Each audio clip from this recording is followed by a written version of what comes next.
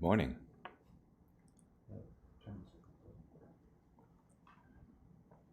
Thank you for joining me today.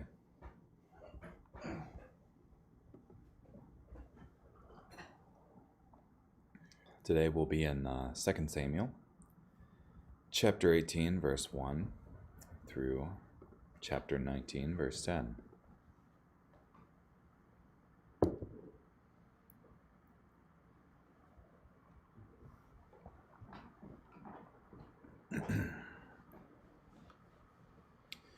David assembled the army that was with him.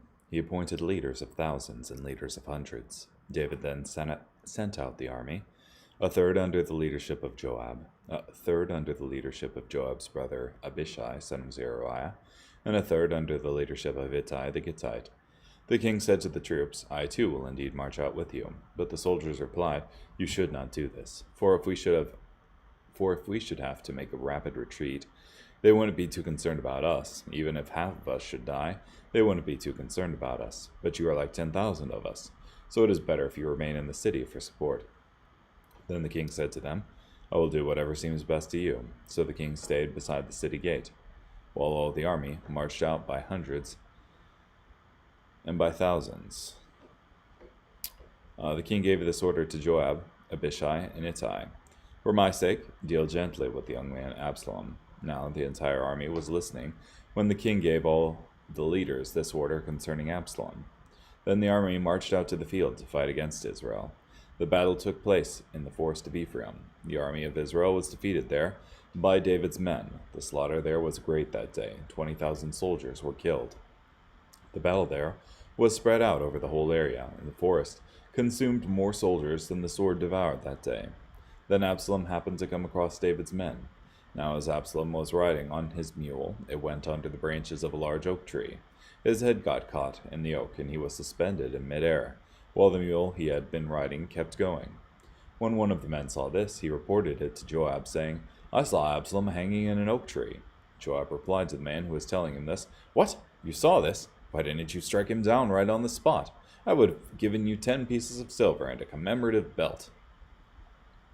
The man replied to Joab, "Even if I were receiving 1,000 pieces of silver, I would not strike the king's son. In our very presence the king gave this order to you, and Abishai and Ittai: protect the young man Absalom for my sake. If I had acted at risk of my own life, and nothing is hidden from the king, you would have abandoned me." Joab replied, "I'll not wait around like this for you." He took 3 spears in his hand and thrust them into the middle of Absalom while he was still alive, in the middle of the oak tree. Then 10 soldiers who were Joab's armor-bearers struck Absalom and finished him off. Then Joab blew the trumpet, and the army turned back from chasing Israel, for Joab had called for the army to halt. They took Absalom, threw him into a large pit in the forest, and stacked a huge pile of stones over him.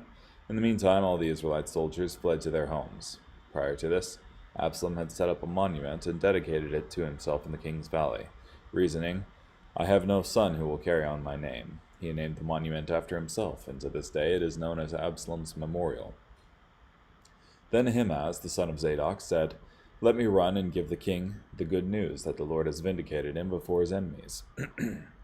But Joab said to him, "You will not be a bearer of good news today. You will bear good news some other day, but not today, for the king's son is dead." Then Joab said to the Cushite, "Go and tell the king what you have seen." After bowing to Joab, the Cushite ran off. Ahimaaz, the son of Zadok, again spoke to Joab, "Whatever happens, let me go after the Cushite." But Joab said, "Why is it that you want to go, my son? You have no good news that will bring you a reward."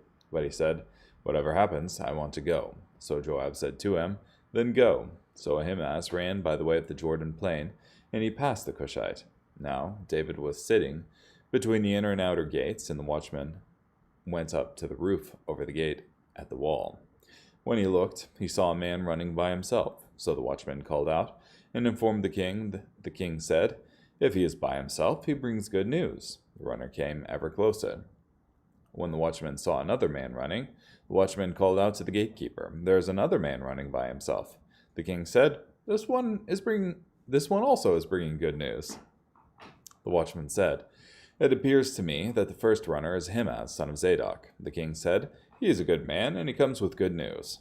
Then Ahimaaz called out, and said to the king, "Greetings!" He bowed down before the king with his face toward the ground and said, "May the Lord your God be praised, because he has defeated the men who opposed my lord the king." The king replied, "How is the young man Absalom?" Ahimaaz replied, "I saw a great deal of confusion when Joab was sending the king's servant, and me, your servant, but I don't know what it was all about." The king said, "Turn aside and take your place here." So he turned aside and waited. Then the Cushite arrived and said, "May my lord the king now receive the good news. The Lord has vindicated you today, and delivered you from the hand of all who have rebelled against you." The king asked the Cushite, "How is the young man Absalom?" The Cushite replied, "May the enemies of my lord the king and all who have plotted against you be like that young man." The king then became very upset. He went up to the upper room over the gate and wept. As he went, he said, "My son Absalom, my son Absalom. If only I could have died in your place. Absalom, my son, my son." Joab was told, "The king is weeping and mourning over Absalom." So the victory of that day was turned to mourning as far as all the people were concerned. For the people heard on that day, "The king is grieved over his son."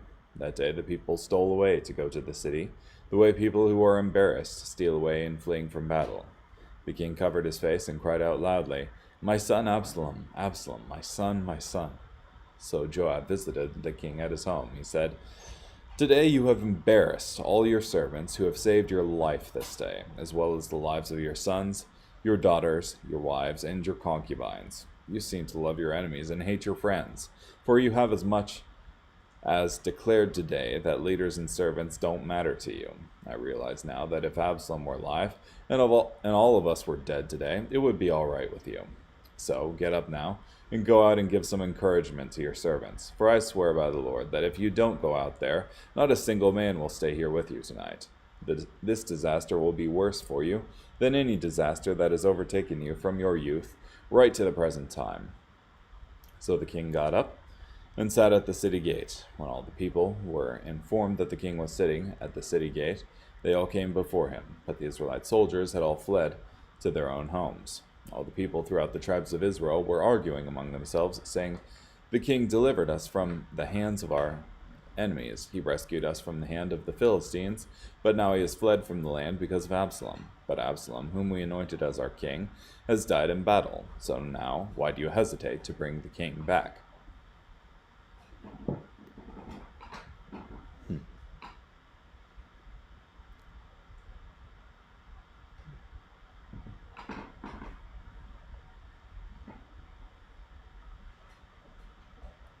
So after assembling all Israel, Absalom engages in war with his father David. Um, and David splits his troops into 3 regiments and commands all of them not to harm Absalom. And the battle, David gets the victory that day. But Absalom is killed by Joab, who, who personally ends his life. Then there's a couple of messengers that deliver the news to the king. And the king's very grieved about this, and it upsets everyone, especially Joab. So,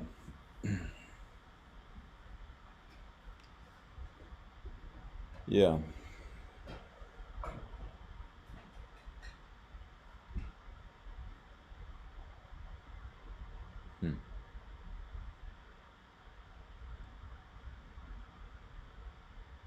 Pretty rough situation that David was in, because at the same time he's mourning his son, he needs to be encouraging the people over the victory.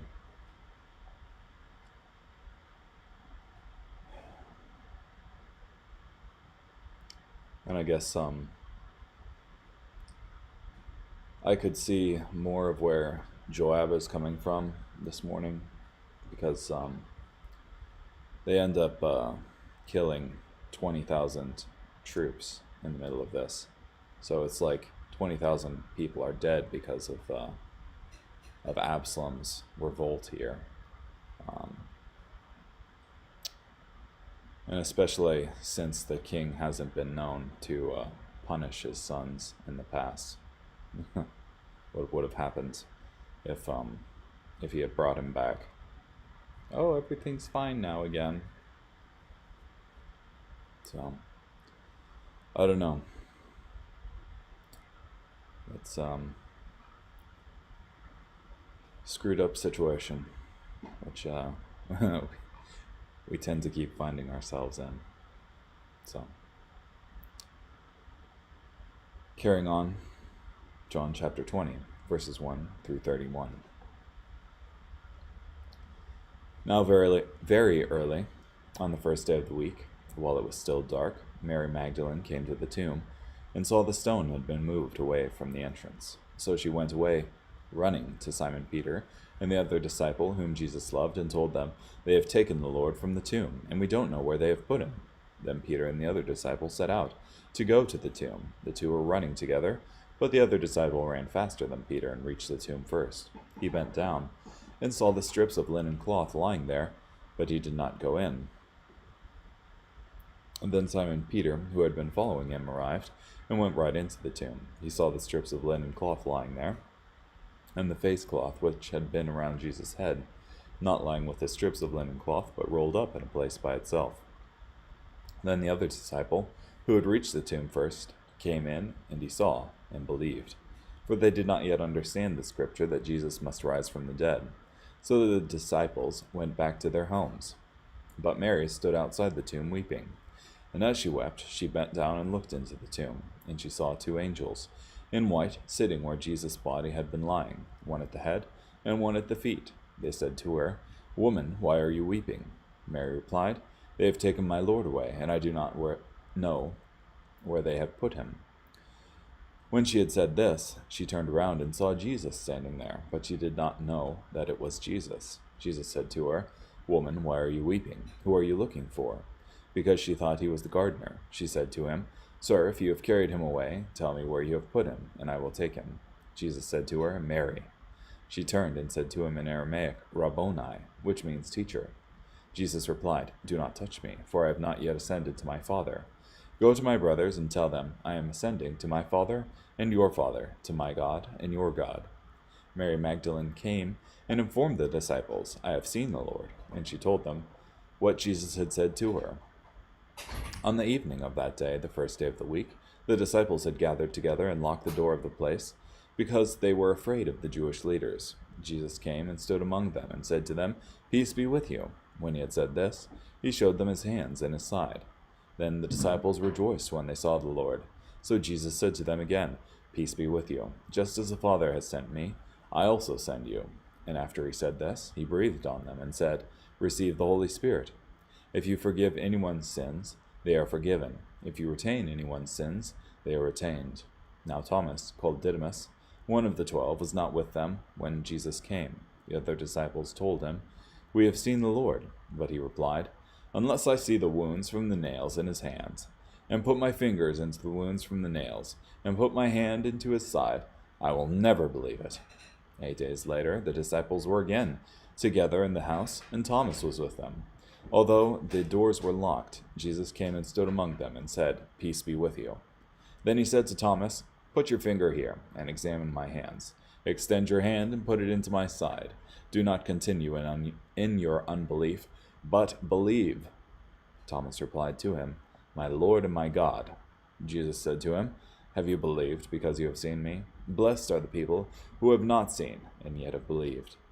Now Jesus performed many other miraculous signs in the presence of the disciples, which are not recorded in this book. But these are recorded so that you may believe that Jesus is the Christ, the Son of God, and that by believing you may have life in his name. Cool. Yeah, and that's pretty neat that John puts the purpose of the book such that we as the readers may believe that Jesus is the Christ, the Son of God, and that by believing we might have life in his name.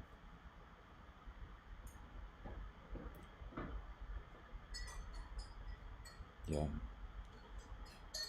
And this was something pretty spectacular for the disciples to believe. They were slow to believe it because you have Peter and John here at the beginning coming. Well, pretty close to the beginning. Um, and yet the whole group of the disciples is meeting in secret with unbelief still in their hearts. So these things are still being, these things are being told to them that Jesus is alive. Um, but they don't believe. So it's not as though they were some sort of superstitious folk that would believe the first thing that entered their mind, but they were very reticent to believe that this actually happened. So yeah, Psalm 119 verses 153 through 176. Resh, see my pain and rescue me, for I do not forget your law. Fight for me and defend me. Revive me with your word. The wicked have no chance for deliverance, for they do not seek your statutes. Your compassion is great, O Lord. Revive me, as you typically do. The enemies who chase me are numerous, yet I do not turn aside from your rules. I take note of the treacherous and despise them, because they do not keep your instructions. See how I love your precepts, O Lord. Revive me with your loyal love. Your instructions are totally reliable. All your just regulations endure. Shin. Rulers pursue me for no reason. Yet, I am more afraid of disobeying your instructions. I rejoice in your instructions, like one who finds much plunder. I hate and despise deceit. I love your law. 7 times a day I praise you because of your just regulations. Those who love your law are completely secure. Nothing causes them to stumble. I hope for your deliverance, O Lord, and I obey your commands. I keep your rules, and I love them greatly. I keep your precepts and rules, for you are aware of everything I do. Tough. Listen to my cry for help, O Lord. Give me insight by your word. Listen to my appeal for mercy. Deliver me as you promised. May praise flow freely from my lips, for you teach me your statutes. May my tongue sing about your instructions, for all your commands are just. May your hand help me, for I choose to obey your precepts. I long for your deliverance, O Lord. I find delight in your law. May I live and praise you. May your regulations help me. I've wandered off like a lost sheep. Come looking for your servant, for I do not forget your commands.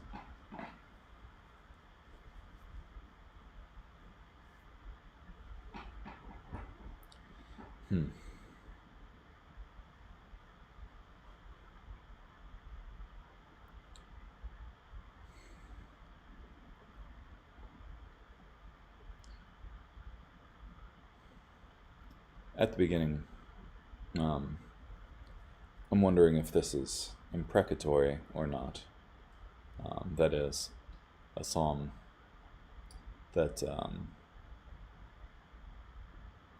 I'm not sure I can provide a great definition, but an imprecatory psalm is one in which um, the psalmist is saying, "Oh, if only you had slain the wicked, oh God," kind of thing. So, but in verse 155, the wicked have no chance for deliverance, for they do not seek your statutes. It just kind of struck me that if you don't realize anything's wrong, if you think you're righteous in your own eyes, then you won't seek for forgiveness. And likewise, the wicked have no chance for deliverance, for they do not seek your statutes. So, the idea being that they don't think they're in the wrong. So, yeah, and I really do think that's the first step to salvation, is realizing the fallen state we're in.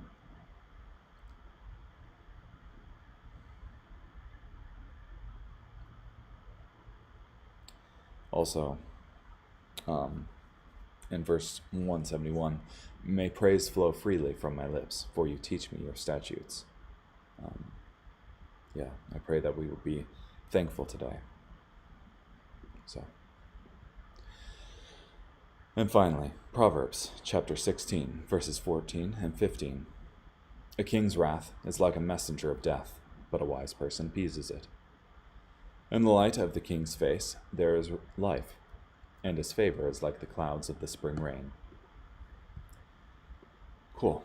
Well, thank you for joining me today. Hope you have a great day. Bye.